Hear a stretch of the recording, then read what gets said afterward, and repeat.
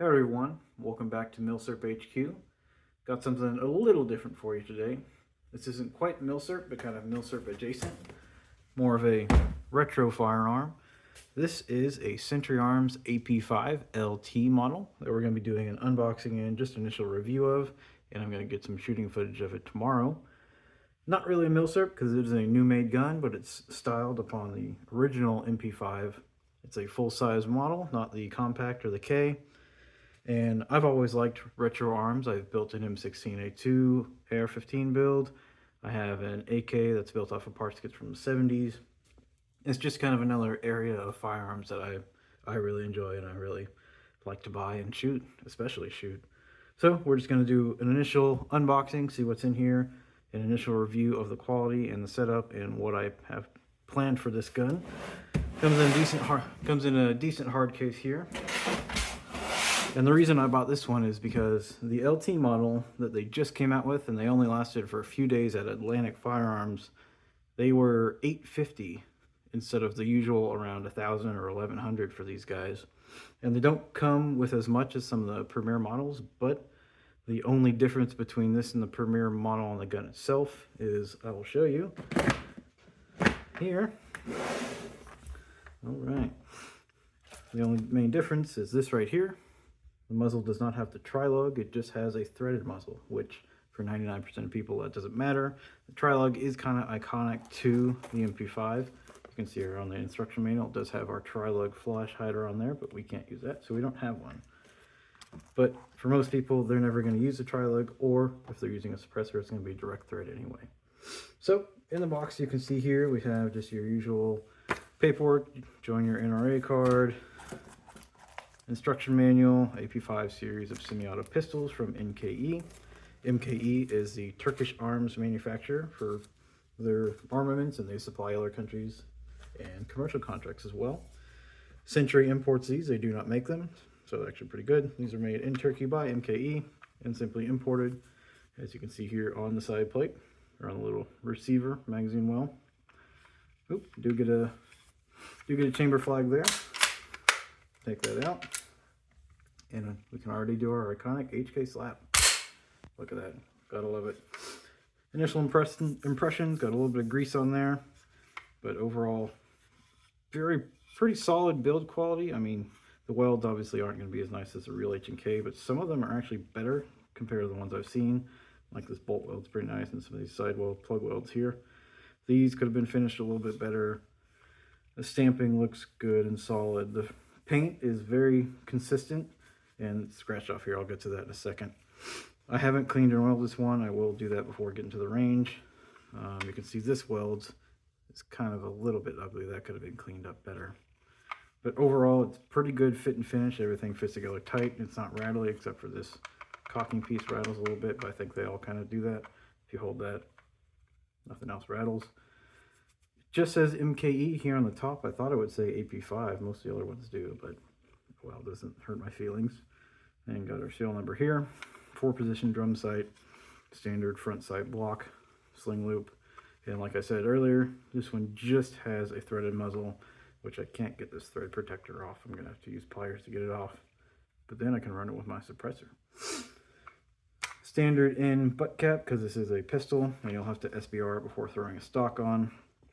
Or you can get it braced or something like that.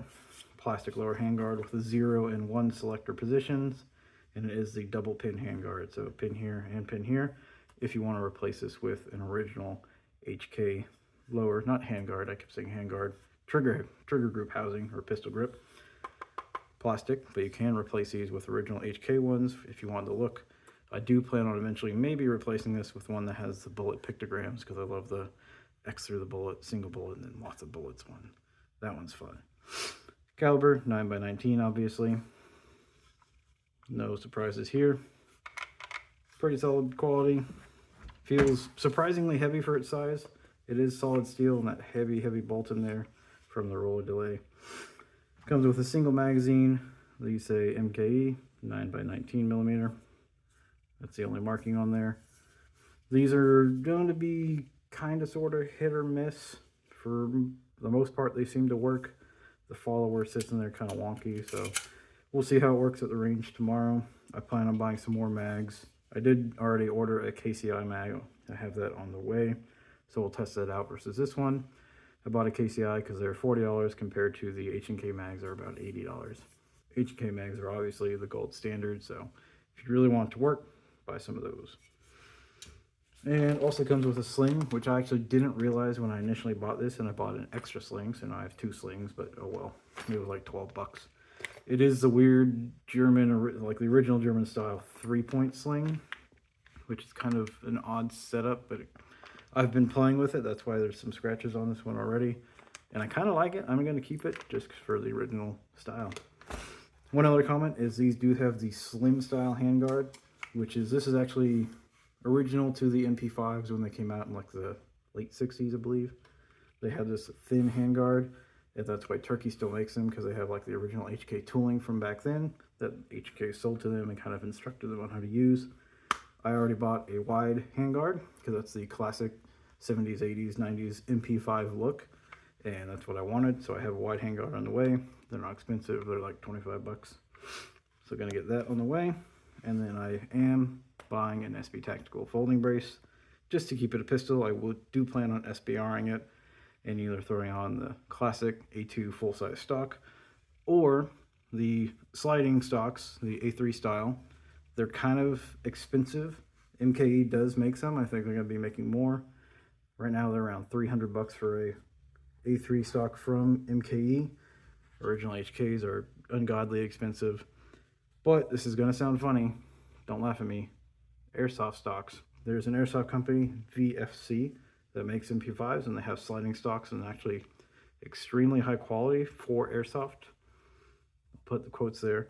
They're only like 100 bucks, and they work with these. They fit on them perfectly well, and so far nobody's really broken one from the reviews I've seen, so they seem to work pretty dang well. One other comment, this does have the points of attachment for a clamp style mount.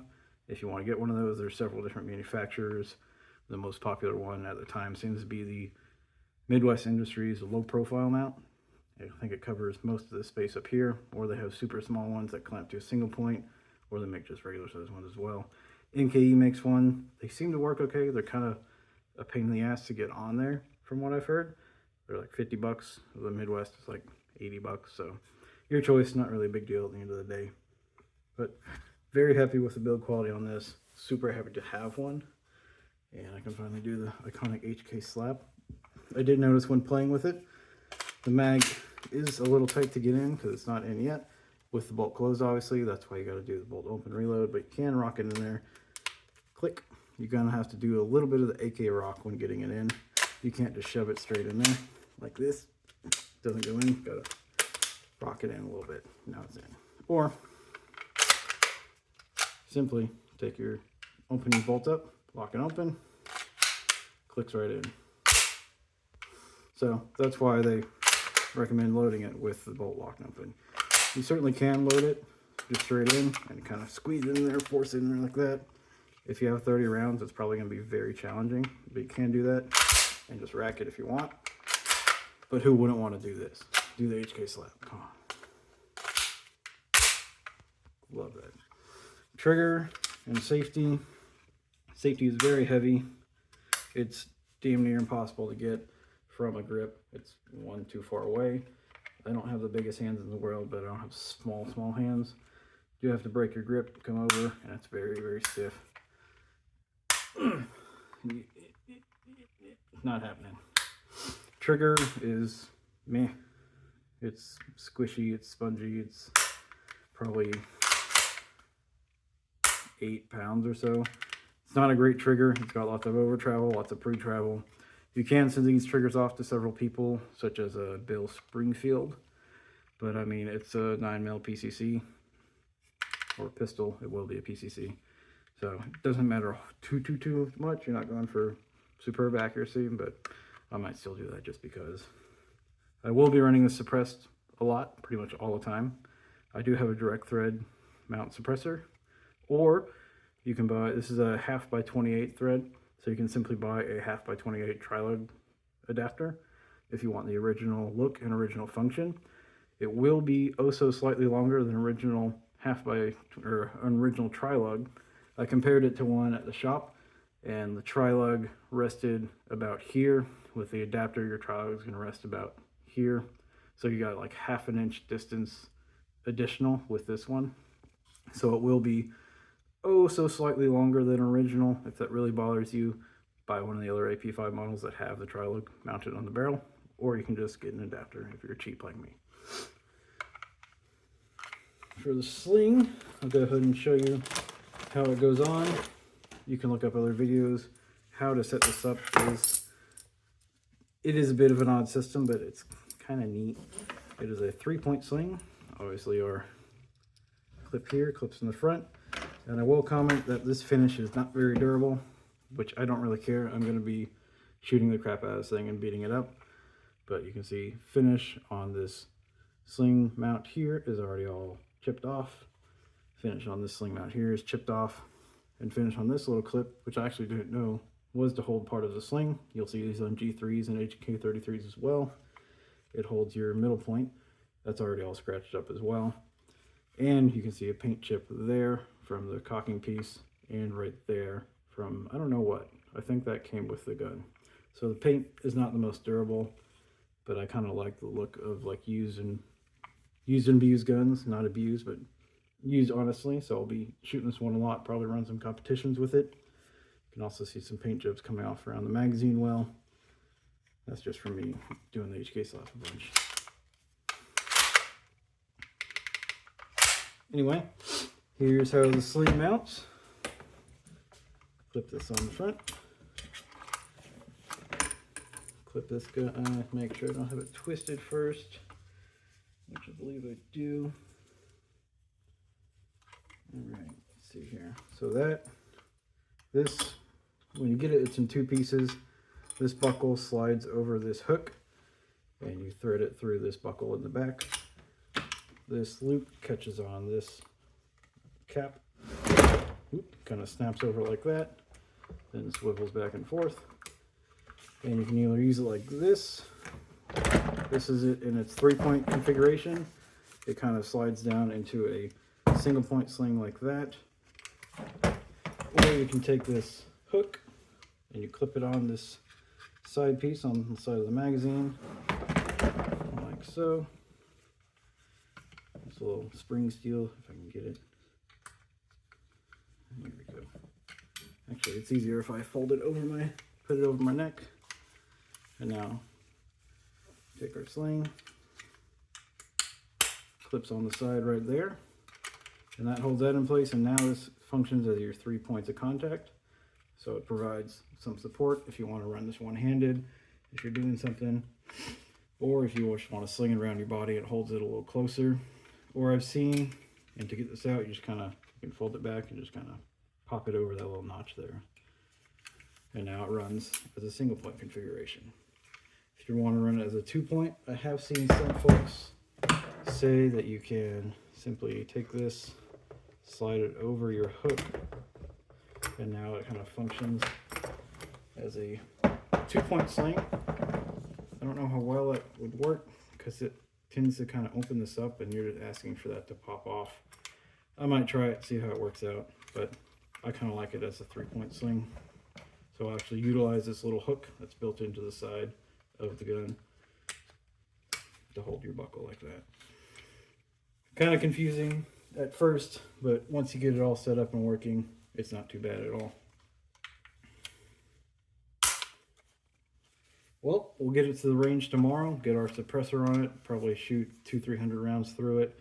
The manual does say to break in with like hot 124 grain ammo. I'm not going to do that because I don't have any. I'm just going to shoot it with what I got and see how it works. And I suspect it'll probably work just fine. And then I already have another mag, a brace, and my wide handguard on the way. So I'll get that all set up and get to do some more shooting with it. This is kind of hard to get off sometimes. You're supposed to be able to just pop this off real quick. I think even with the sling, just think, but it doesn't work. It's very tight. There we go. So, different strokes for different parts. On the slings, you could just run 2 hooks on this one, or just keep this hook and cut it off and run a different sling through there or something like that.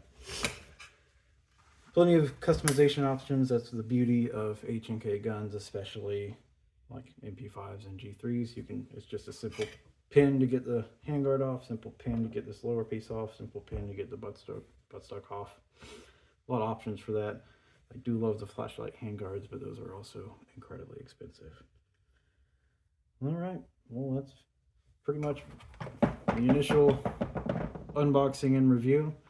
Looks pretty high quality. I suspect it'll run very well, and it was a great price at $850 from Atlantic. Hopefully they get more in stock for folks that didn't get one, and it's going to be a lot of fun. I'm going to enjoy this a lot. I've always liked the classic MP5 look, even if it's like milsurp. I consider it milsurp adjacent because it's like a retro gun. So thank y'all for watching. Let me know if you have any questions.